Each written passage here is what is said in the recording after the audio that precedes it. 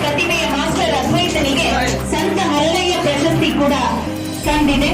ಅತ್ಯಂತ ವಿಸ್ಮಯಕಾರಿ ಹಾಗೂ ನಿಗೂಢ ವಿದ್ಯೆಯಾಗಿರುವಂತಹ ಗಾಂಧಾರಿ ವಿದ್ಯೆಯನ್ನ ಗುರುಕುಲ ಪದ್ಧತಿಯಲ್ಲಿ ಅರಗಿಸಿಕೊಂಡಿದ್ದಾನೆ. ಗಾಂಧಾರಿ ವಿದ್ಯೆ ಅಂತಂದ್ರೆ ನಾವು ಕಣ್ಣನ್ನ ತೆರೆದು ಮಾಡುವಂತ ಯಾವುದೇ ದಿನನಿತ್ಯದ ಕಾರ್ಯಗಳನ್ನ, ಅಂದ್ರೆ ಓದೋದು, ಬರೆಯೋದು, ಟಿವಿ ನೋಡೋದು, ಓಡಾಡೋದು ಅಥವಾ ನೋಟುಗಳನ್ನ ಗುರುತಿಸುವಂತದ್ದು, ಈ ತರ ನಿತ್ಯ ಕಾರ್ಯಗಳನ್ನ ಆರನೇ ಇಂದ್ರಿಯದ ಸಹಾಯದಿಂದ ಕಣ್ಣಿಗೆ ಬಟ್ಟೆ ಕಟ್ಟಿಕೊಂಡು ಮಾಡುವಂತದ್ದು.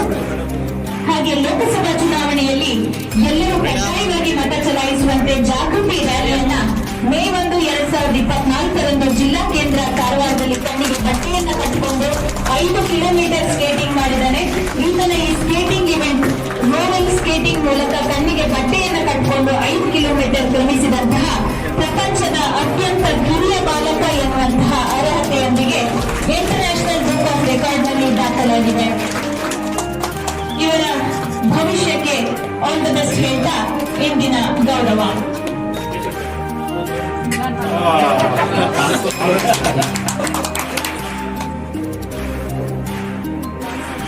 ಏನಾದ್ರೂ ಕಷ್ಟ ಉಂಟಾ?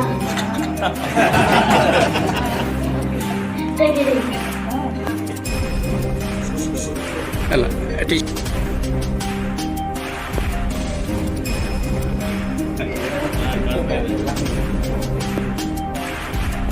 ಈಗ ನೀವು ಏನಾದ್ರೂ ತೋರಿಸ್ತೀರಾ?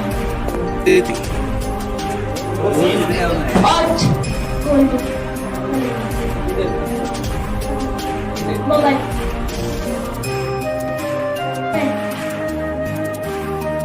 ಸರ್ ಏನೇನು ನೋಡ್ಕೊಡಿ. ಯಾವುದು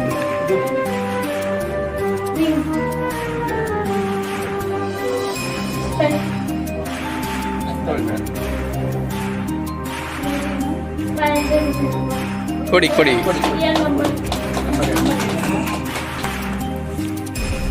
1KC6145114.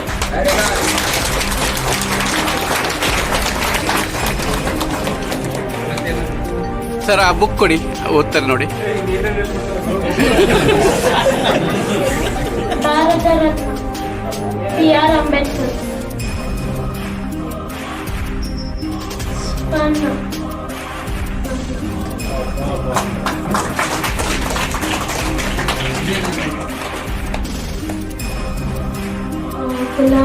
Adolf Nehru.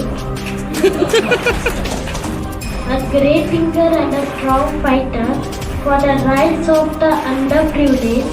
Today I have to say the small story from his childhood.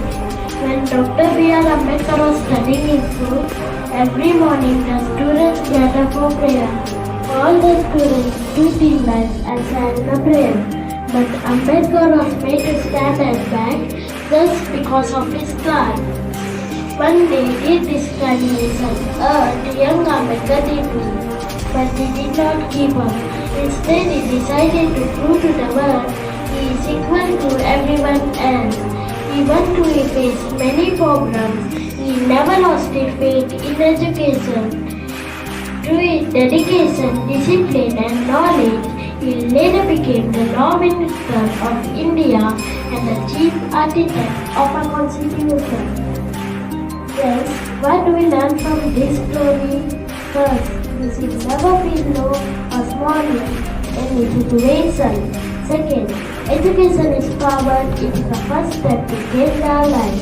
Third, everyone has power enough to overcome our difficulties.